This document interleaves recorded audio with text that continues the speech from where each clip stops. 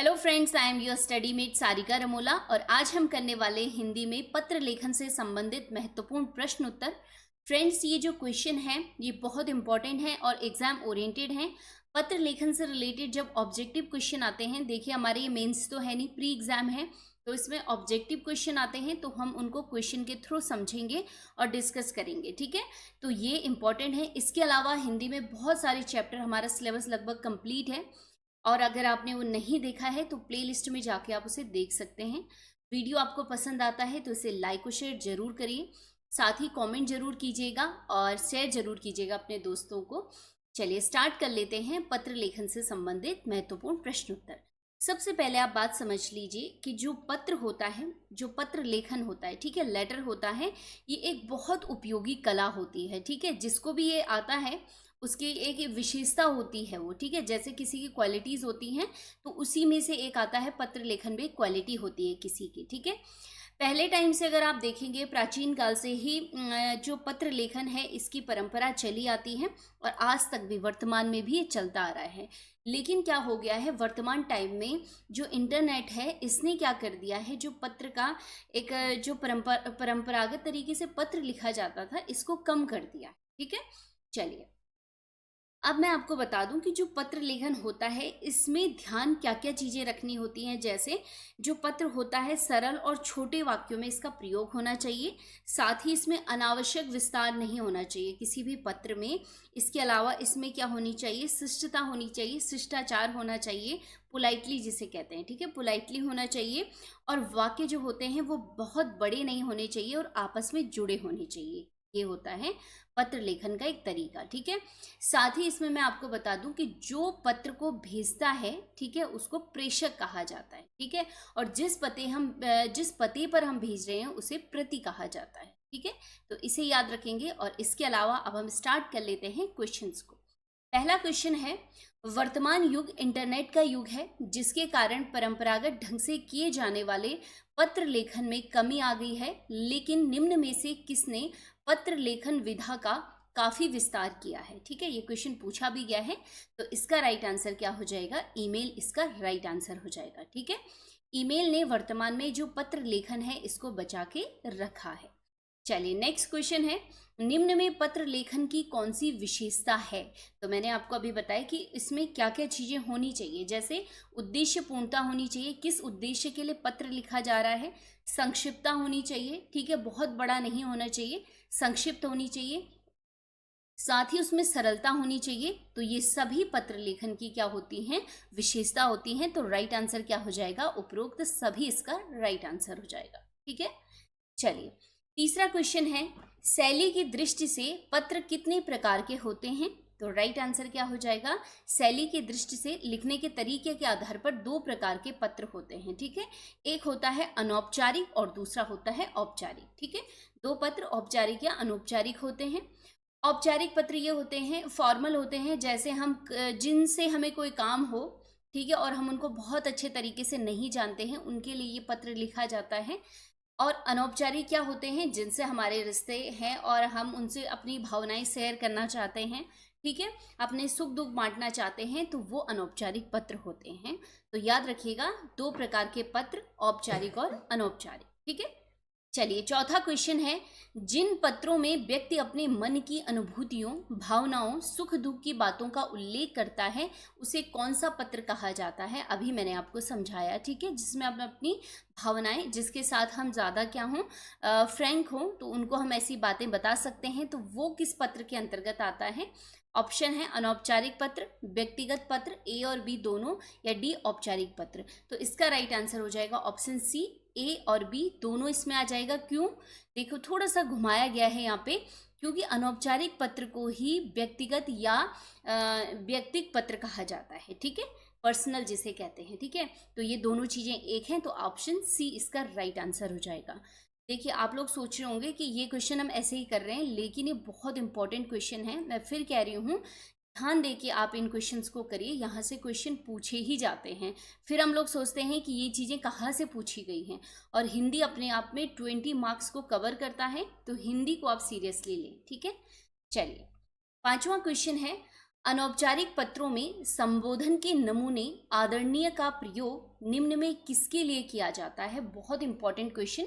तो आदरणीय का जो प्रयोग किया जाता है निम्न में से, वो मामा जी के लिए किया जाता है। इसके अलावा जैसे आप देखेंगे चाचा जी, भाई साहब, दीदी, भाभी, जो आपसे बड़े होंगे, ठीक है, लेकिन बहुत क्लोज वाले नहीं, जैसे माता पिता, गुरुजन, इनके लिए नहीं, केवल मामा जी, चाचा जी, ठीक है, भाई साहब, दीदी, भाभी, इनके लिए किसका प्रयोग किया जाता है? आदरणीय का प्रयोग किया जाता है। ठीक है, सुन लो आप ढंग से। इसके अलावा लिखा है यहाँ पे माता जी, तो माता जी के लिए क्या होगा?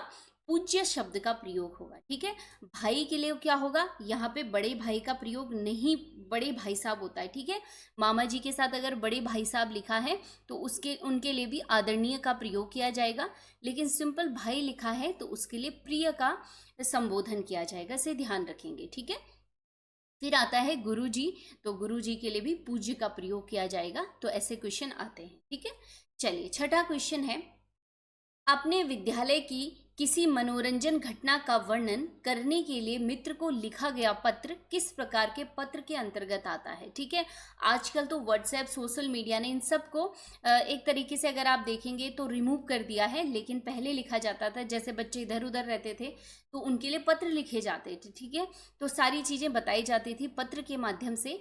तो ये जो घटना है, मनोरंजन की घटना का वर्णन करना है, तो इसका राइट आंसर क्या हो जाएगा? व्यक्तिगत पत्र हो जाएगा। ठीक है, इसे व्यक्तिगत पत्र भी कह सकते हैं और अनौपचारिक पत्र भी कह सकते हैं। ठीक है, ऑप्शन में कुछ भी पूछा जा सकता है आपको।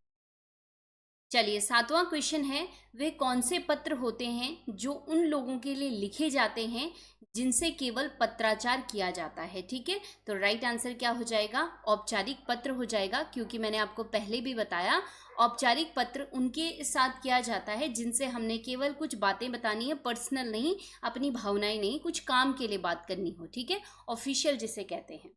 नेक्स्ट आठवां क्वेश्चन है, विज्ञान और सामाजिक विज्ञान की पुस्तकें खरीदने हेतु रुपए मंगवाने के लिए पिताजी को पत्र किस प्रकार का पत्र होगा? ठीक है, पहले बच्चे जैसे हॉस्टल में रहते थे या इधर उधर शहरों में पढ़ते थे तो इस प्रकार के पत्र वो लिखा करते थे। ठीक है, तो इसका राइट आंसर क्या हो जाएगा? निवेदन पत्र, इसका राइट आंसर हो जाएगा। ठीक है, चलिए नौवां क्वेश्चन है, निम्न में से कौन सा पत्र अनौपचारिक पत्रों के नमूने के अंतर्गत आता है? ठीक है, अनौपचारिक मैंने आपको पहले ही बताया, बधाई पत्र, शुभकामना पत्र, निवेदन पत्र एवं सलाह पत्र।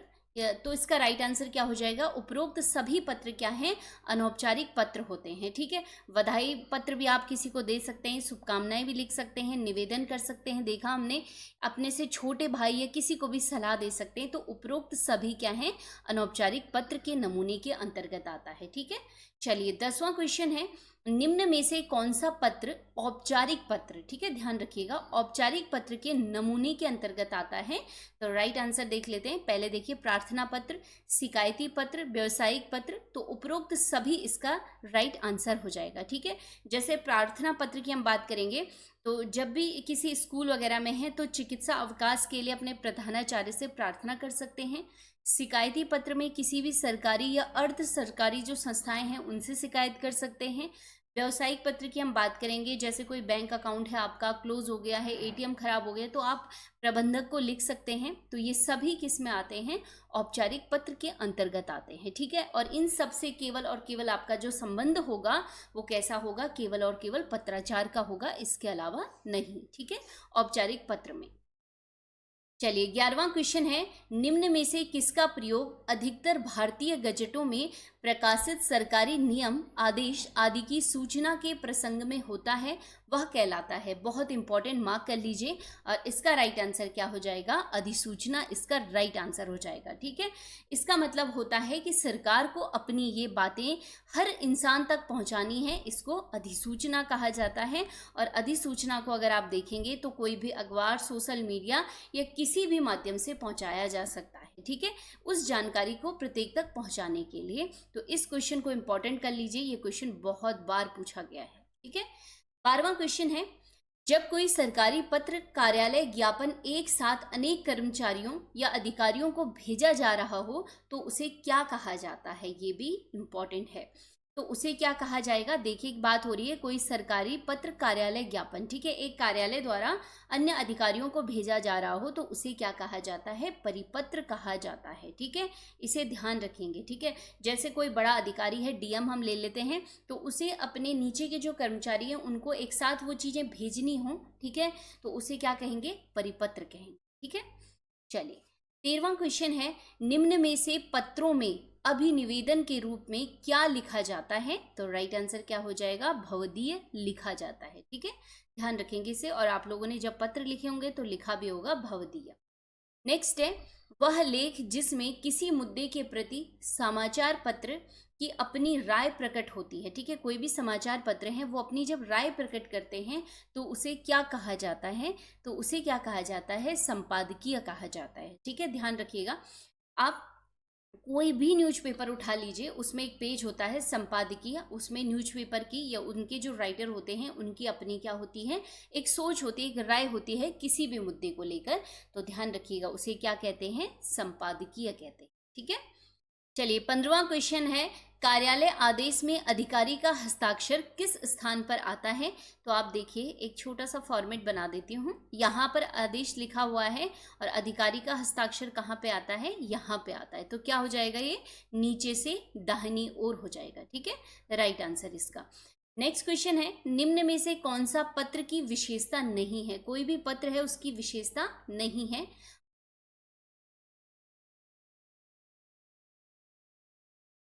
चलिए 17वां क्वेश्चन देख लेते हैं और आप सबसे रिलेटेड है। कभी भी आपने अपनी स्टूडेंट लाइफ में एक कोई ना कोई एप्लीकेशन तो लिखी होंगी अपने प्रधानाचार्य को, तो उससे रिलेटेड क्वेश्चन है, एक विद्यार्थी को अपने स्कूल के प्रधानाचार्य को अभिनिवेदन में क्या लिखना चाहिए, ठीक है, तो इसका राइट आंसर क्या हो जाएगा, आपका आज्ञाकारी शिष्य हो जाएगा, ठीक है।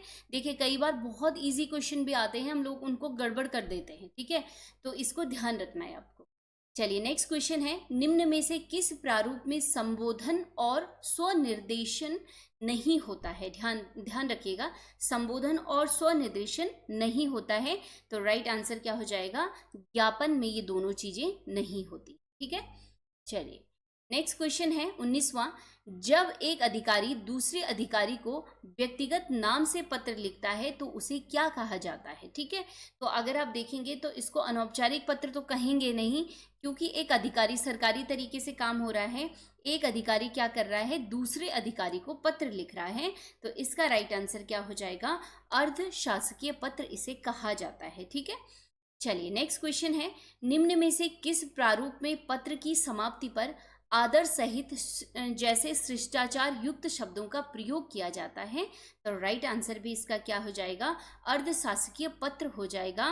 क्योंकि ध्यान दीजिए ऊपर भी जो क्वेश्चन है इससे रिलेटेड है, हमने कहा ये एक अधिकारी द्वारा दूसरे अधिकारी को लिखा जाता है, तो इसमें क्या होगा, शिष्टाचार होगा, ठीक है, कुछ तरीके होंगे, तो इसीलिए इसमें अर्ध शासकीय पत्रों में इस प्रकार का प्रयोग किया जाता है जब एक अधिकारी दूसरे अधिकारी के लिए ऐसे पत्र लिखता है, ठीक है।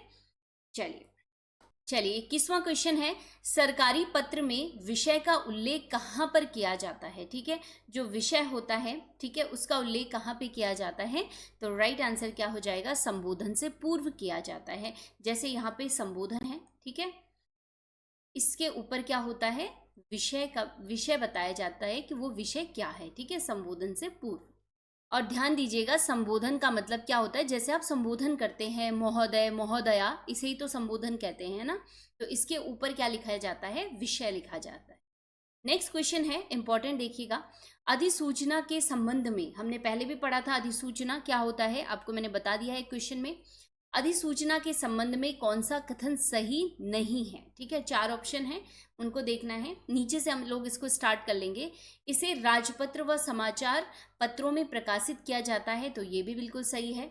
इसमें सरकारी आदेशों नियमों आदि की घोषणा होती है, बिल्कुल सही, अधिसूचना है, ठीक है। इसका संबंध आम जनता और संबंधित व्यक्तियों से होता है, बिल्कुल सही है, क्योंकि अधिसूचना का तात्पर्य यही होता है कि सरकार को अपनी बात सब तक पहुंचानी है, ठीक है। ऑप्शन ए है, यह प्रथम पुरुष शैली में लिखी जाती है, तो ये बिल्कुल गलत है इसमें, क्योंकि ये अन्य पुरुष शैली में लिखी जाती है, कोई प्रथम पुरुष शैली में नहीं लिखा जाता है। तो बाकी जो 3 विशेषताएं हैं वो अधिसूचना की है, ऑप्शन ए उसकी विशेषता नहीं है, ठीक है।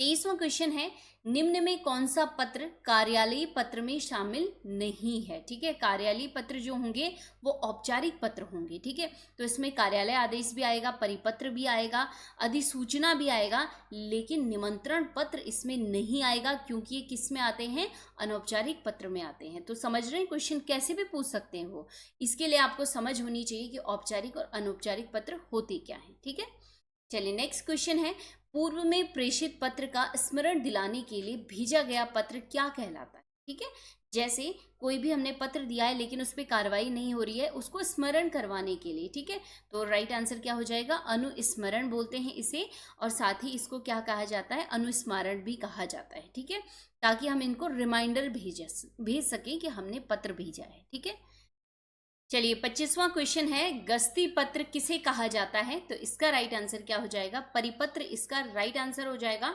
इसके अलावा देखिए पूछा गया है क्वेश्चन। ठीक है, इसके अलावा गस्ती पत्र को कार्यालयीय पत्र भी कहा जाता है। तो एक प्रकार से हम देखेंगे कार्यालयीय पत्र, परिपत्र और गस्ती पत्र जो होता है, तीनों एक ही चीज है। ठीक है, चलिए तो ये थे पत्र लेखन से संबंधित मोस्ट इंपॉर्टेंट 25 क्वेश्चंस। आप लोग इसे ध्यान से देखिए और बहुत इंपॉर्टेंट है। ठीक है, मैंने बार बार कहा है, अगर एक बार समझ नहीं आती है तो 2-3 बार, जितनी मर्जी उतनी बार आप वीडियोस को देख सकते हैं। ठीक है, और इसको नोट डाउन कर लीजिए जो जो इम्पोर्टेंट है। और मेरे हिसाब से 25 के 25 क्वेश्चन क्या हैं, बहुत इंपॉर्टेंट हैं। तो चलिए मिलते हैं हम ऐसे इंटरेस्टिंग टॉपिक के साथ, तब तक पढ़ते रहिए। धन्यवाद।